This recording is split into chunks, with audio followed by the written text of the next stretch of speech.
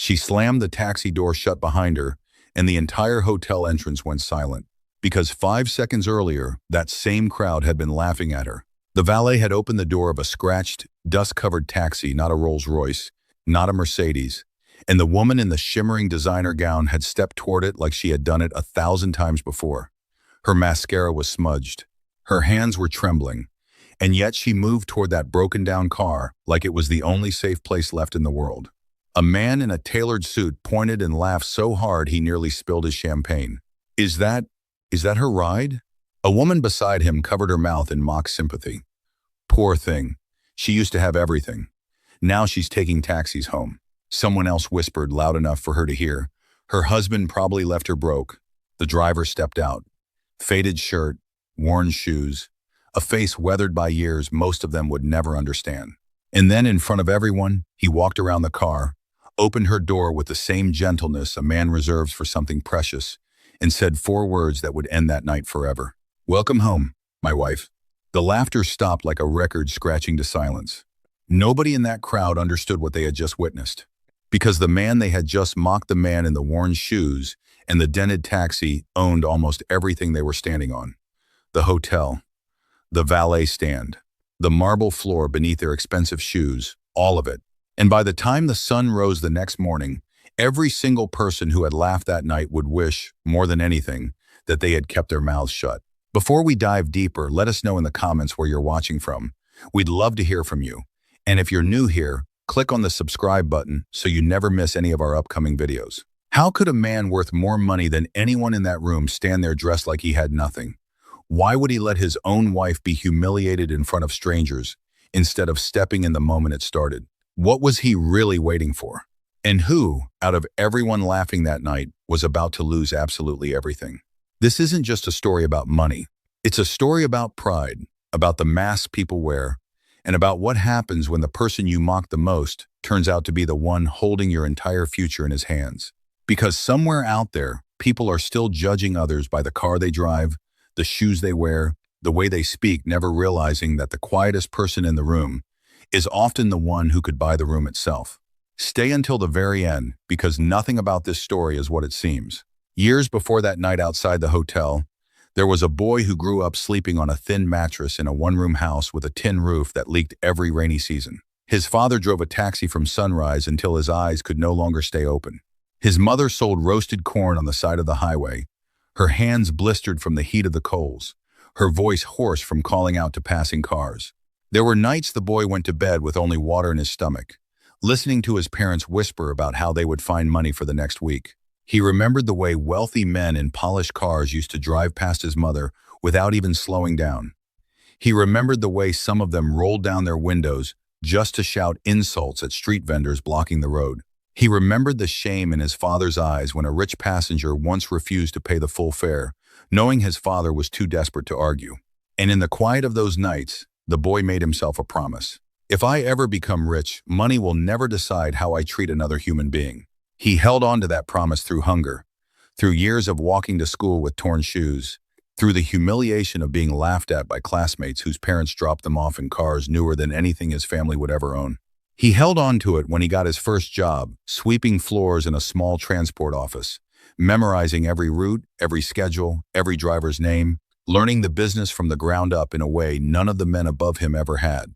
He held on to it when he started his own company with 3 old vehicles and a loan he barely qualified for. He held on to it through the sleepless nights, the failed contracts, the moments investors laughed him out of meetings because he didn't look like the kind of man who belonged in their world. And slowly, painfully, he built something extraordinary, a logistics and transportation empire that would eventually stretch across the country and beyond. Warehouses, fleets, shipping routes, real estate, hotels. By the time most of the world had never even heard his name, he had already become one of the richest men on the continent. But every single Friday, without fail, he still climbed into an old taxi and drove. Not because he needed the money, because he needed the truth. Behind the wheel of that taxi, nobody knew who he was. Nobody flattered him. Nobody pretended to respect him because of his bank account. He heard how ordinary people really talked when they thought no one important was listening. He heard mothers worrying about school fees. He heard young men dreaming about businesses they were too afraid to start. He heard the raw, unfiltered truth of a world that changed completely the moment people found out how much money he had. It kept him grounded. It kept him human. And it was in that very taxi, years earlier, that he met her. She had climbed into the back seat one rainy evening, soaked from the storm, apologizing for dripping water on the seats. She didn't know he owned half the buildings they passed that night. She only saw a tired man with kind eyes and a gentle voice. They talked the entire ride, about books, about dreams, about the kind of life that mattered more than money. He gave her his number, not as a wealthy man chasing a beautiful woman, but as a taxi driver hoping a stranger might want to see him again. She called. They fell in love the way people used to fall in love before status and money complicated everything. Slowly, honestly, without pretense. It was months later, after she had already given him her heart completely, that she discovered the truth. She stood in his office, staring at the framed documents on the wall, at the company logo she recognized from billboards across the city, and turned to him with tears in her eyes. "You let me fall in love with you without knowing any of this?" He nodded. "I needed to know you loved the man, not the money." She wiped her eyes and asked him only one question. "Can we keep this private? Can we just live normally?" He smiled the way he always did when she said something that confirmed exactly why he had chosen her. "That's exactly what I wanted too." From that day forward, they built a life almost nobody understood. Only their family lawyer and one trusted assistant knew the full truth of who he really was. To the outside world, she was simply a woman married to a modest, hard-working man. She never bragged, never flaunted, never dropped hints about the empire hiding behind her husband's quiet smile. But the world she moved in wasn't always so gentle.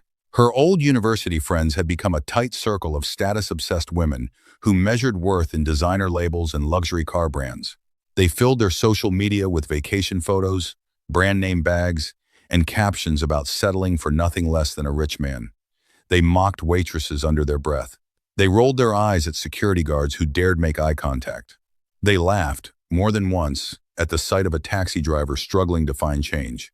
They had no idea that the woman quietly sitting among them, smiling politely at their cruelty, had married the very kind of man they claimed to despise, a man who had once been exactly what they were mocking and who was now worth more than every single one of their husbands combined.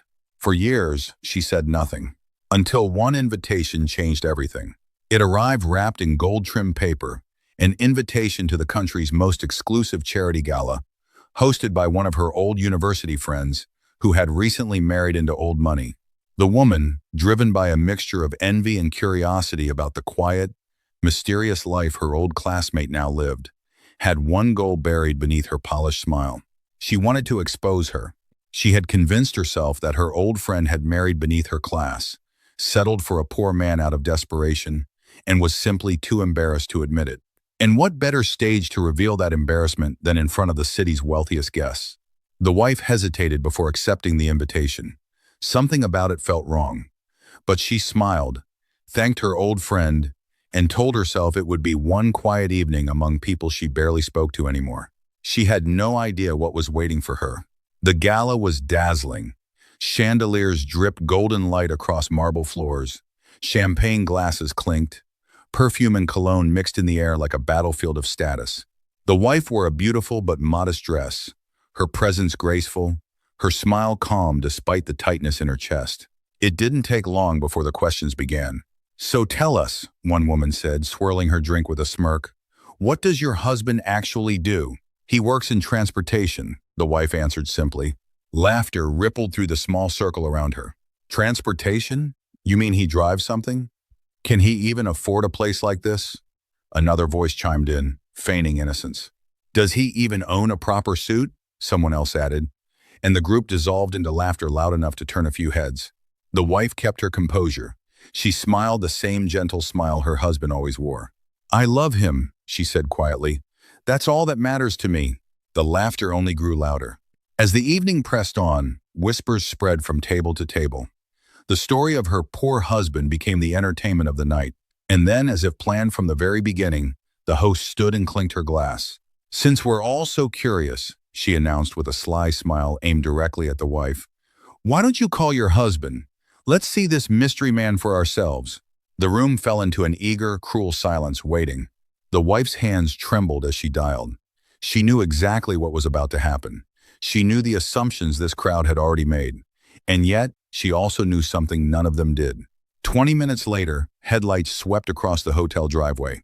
Not a luxury sedan, not a black SUV with tinted windows. An old dented taxi with a cracked windshield and mismatched tires rolled to a stop beneath the grand entrance lights. Gasps, whispers, then laughter, loud, cruel, unrestrained laughter that echoed off the marble walls. Phones were pulled out instantly. Videos began recording. Someone shouted, barely containing their glee, "Oh my God, is that really him?" The driver stepped out, simple clothes, worn shoes, the same calm, unshaken presence he always carried, no matter how many eyes mocked him. He walked around the car, opened the door, and looked at his wife with nothing but love in his eyes, completely unaffected by the storm of laughter surrounding them. "Welcome home, my wife." The wife lowered her head as she stepped toward him, not out of shame, but because she couldn't bear to watch the ugliness on the faces of people she used to call friends. The husband, however, watched everything. Every laughing face, every phone raised to record, every whispered insult. He said nothing. Not yet. If this story has your heart racing, comment, "I'm still here." I'd love to know who's staying until the truth is finally revealed. By morning, the video was everywhere. It spread across every platform within hours, the poor taxi husband clip racking up millions of views overnight. Comment sections filled with cruel jokes. Memes appeared showing the taxi beside luxury cars with captions mocking his appearance. News pages picked up the story under clickbait headlines. Strangers who had never met either of them felt entitled to laugh at a man they knew absolutely nothing about. The wife sat in silence, scrolling through the endless mockery, tears silently falling onto her phone screen. Her husband sat beside her, watching her rather than the video. "Why won't you say something?" she finally asked, her voice breaking. "Why won't you tell them who you really are?" He took her hand gently. "Because character always introduces itself before wealth does," he said. "I want to see who they really are before they know who I really am." She wiped her eyes, frustrated, exhausted. "And if they never change, then we'll know exactly who to walk away from." Meanwhile, something strange began happening across the city, something none of the people laughing in that viral video could yet connect to the humiliated taxi driver they had mocked. Business meetings started disappearing without explanation. Investment deals that had seemed guaranteed quietly fell apart. Luxury brand sponsorships were suddenly under review. Nobody understood why doors that had always opened for them were slowly, quietly closing. They had no idea that the charity gala they had all attended, the hotel where they had laughed so cruelly, the media company that had aired their viral video for clicks, all of it belonged, through layers of holding companies and quiet investments, to the very man they had humiliated. He never lifted a finger in anger. He didn't need to. His empire simply began doing what empires do, moving carefully, deliberately, without ever raising its voice. Still, he refused to reveal himself. One test remained. Would anyone, without knowing who he truly was, simply apologize for what they had done, not because they feared consequences, but because it was the right thing to do? Days passed. The mockery online only intensified. People who once admired his wife from a distance now avoided her completely, embarrassed to be associated with the viral joke of the season. Old friends stopped returning her calls. Invitations dried up. The cruelty didn't stop, it multiplied. Except for one person. A quiet hotel cleaner, a woman who had been working the night of the gala, approached the wife outside a grocery store one afternoon. She looked nervous, glancing around before speaking. "Ma'am," she said softly, "I saw what happened that night. It wasn't right. I'm sorry for what they did to you and your husband. No cameras, no audience, no reason to say it other than genuine kindness." The wife's eyes filled with tears, but this time they weren't tears of pain. They were tears of hope.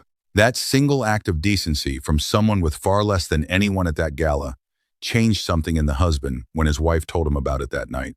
He sat quietly for a long moment, staring at nothing, before finally speaking. "It's time," he said. 1 week later, invitations went out for the country's most anticipated annual business conference, an event hosted by a mysterious, reclusive chairman whose identity had always been kept private, even from the press. Every major business figure in the country received one. Every wealthy socialite who had laughed that night at the gala received one too, unaware of what and who was waiting for them. The wife, dressed simply and elegantly, walked in beside her husband, who wore, for the first time in years, a perfectly tailored suit. The room buzzed with anticipation. Rumors about the mysterious chairman had circulated for years. Tonight, finally, he would reveal himself. The lights dimmed. A hush swept across the crowd. The host stepped onto the stage, her voice steady and formal. "Ladies and gentlemen, please welcome the chairman." Footsteps echoed across the stage. And there he was. The same man, the same face they had laughed at outside the hotel just days earlier. The same poor taxi driver. The room fell into a silence so complete it felt physical. Phones that had once been raised to mock him now hung frozen in shaking hands. Faces that had laughed loudest turned pale. A woman near the front dropped her glass, the sound of shattering crystal echoing through the stunned crowd. Someone near the back quietly began crying. Others rose from their seats, desperate to slip toward the exits before he could see them. Behind him, a massive screen lit up, cycling through logo after logo. Airlines, hotel chains, banking institutions, technology firms, shipping conglomerates, transportation networks, real estate developments spanning multiple countries. All of it. He looked out across the crowd slowly, deliberately, letting his eyes rest on every familiar face from that night at the gala. "I recognized every single one of you," he said, his voice calm but unmistakably heavy with emotion. "But what broke my heart wasn't that you laughed at me." He paused, letting the silence stretch. "It was how easily you laughed at someone you believed had nothing. No shouting, no threats, no dramatic declarations of revenge. Only truth, delivered quietly, cutting far deeper than anger ever could." Then he did something none of them expected.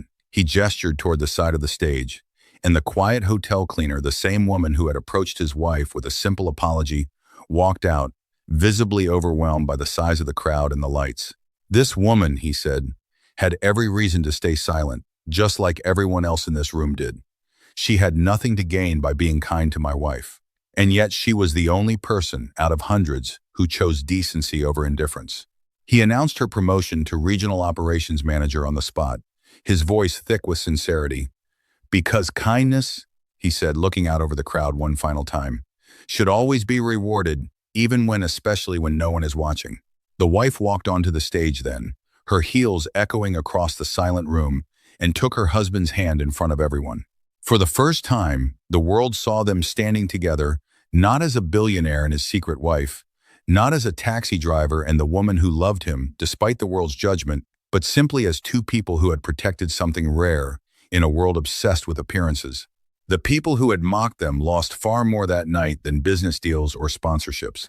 They lost trust. They lost reputation.